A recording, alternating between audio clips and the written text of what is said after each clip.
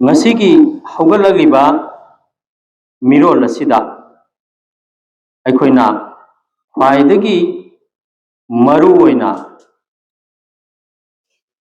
yamna chekshina seda hanglibasi aikoigi pung kun mari sigi matam asini pung kun mari sida aikoigi matam sibu aikoina karam haina season naribagi haibasi yamna maru oi aduna matambu mafam chana amasung matamgi mamal khangna season nakibasing adudi ngasi miam gi mangda mingchat ki mairong ki makoi mai papa mire mamam oina dun lai ki masigi khudam kaya amasu leire aduga aikoina ngasi gi generation asigi mangda tariba challenges kaya amasu leiri hairiba challenges asi mit taunab gi damakta aikoina awaba kaya sing awaba kaya mayok no mathau tai mai papa gi damak afaba mi ama oibagi damak लाइरिक हैबगी मथौ तादे लाइरबो ओइबगी दमक थबक सुबगी मथौ तादे assume मसाना लाइरबो ओइजगदबनी अदुबो अखोइना खंगदबदी अखोइसी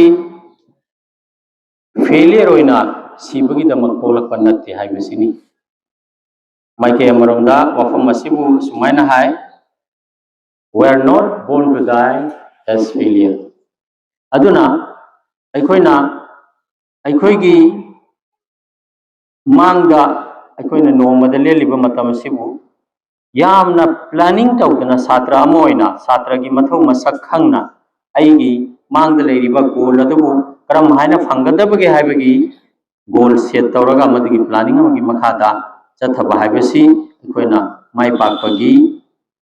लंबी अमा सेमजबनी अदुगा अखोइगी पुंसिगी पांदम हाइबसी नत्रगा अखोइना मंगलान हाइबसी अखोइना पुंसिगी गोल अमा पुंसिगी मंगलान अमा हाइबसी अखोइना तुम्बदा मंगलिबा मंगदु नते मसी अखोइबु तुम्हंद्रिबा अखोइगी अपामसिंग अदुनी अदुना मसीबु फंगनबगी दमक्ता अखोइना ngasiगी पुंग कुनमरिगी मतम असिदा अखोइगी प्लानिंग अमा लेबताई तुम्बगी चाबगी नत्रगा लाइक पाबगी सानबगी हाइब सबना हाइरबदा अखोइगी पुंसी असि डिसिप्लिन ओइबताई मसी खक अइना यामना मरुओइ हाइना लौहंजनिंगी अदुगा अखोइसी अखोइना थेंगरिबा सिचुएशन खुदिंग मक्ता opportunist ओइबताई खुदोंग चाबा लौवा ngambataई मसीगी खुदम ओइना हाइरबदा कनागुबा मना आइबु सिख्रसनु हाइदुना आइबु तुरेल नमसिनबा मतमदा आइना तुरेलदगी nga ma फारगा पुखलपो ngambataई मदुगी सिचुएशन दुगी खुदोंग चाबदु आइना लौरकपा ngambataब मदुगी दमक्ता अखोइना पुंसीसिबु यामना डिसिप्लिन ओइना इंगदबनी हाइबसी आई हन्ना हन्ना हाइजनिंगी अदुगा अखोइना पुंसीदा थेंगरिबा अवाबा पोलम खुदिंग मक्ता माइ पाकपगी लंबी अमम लई अखोइ हौजिक नहारोल सिंगना याम तोइना सीजन नरगा मतम मांगहलिबा मीडियागी तोंगान तोंगानबा प्लेटफॉर्म सिंगसे अवाबा अमतसु याउदे अदुबु मसिना मखोइगी तुंगी लंबी थोलिबसिदी खोइदोकना निंगबा काइनिंगाय अमा ओइ अखोइ स्कूल चटपदसु लाइक पाबदसु अहल सिंगबु रेस्पेक्ट तौबदसु खोइदोकना हाइनिंगदबा अवाबा मसादा अपनबा ओयम अमम सोइदन लैगनी मसी सिंगसे तौबबुदी अखोइगी माइ पाकपगी लंबी अमा सेमबगी component सिंगुनी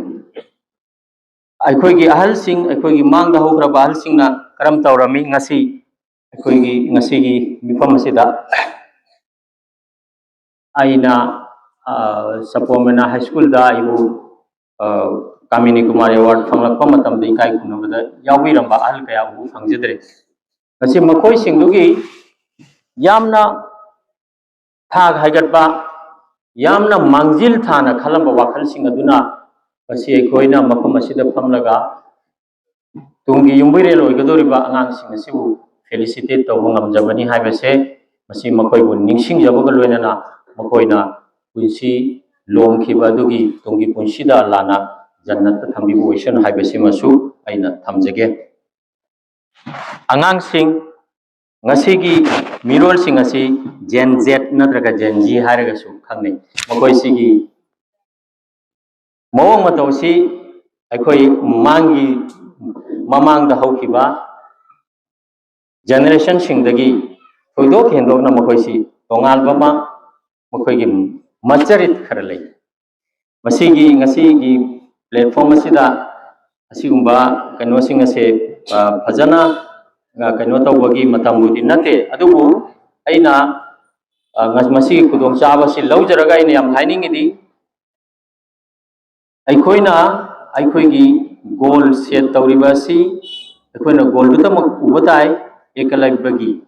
wari ama aikoina ngang oiringida tamlakpa sumnagi magi mana tamriba pandam adu khaktang uba adugumna aikoina mangda changsen gi hairiba taragadi ngasigi matam singbu matam chana sijanaba ahal laman singi haiba inba ngasigi media gi platform singda manghaliba matam asi manghanbidaba asi singsi aina thidokna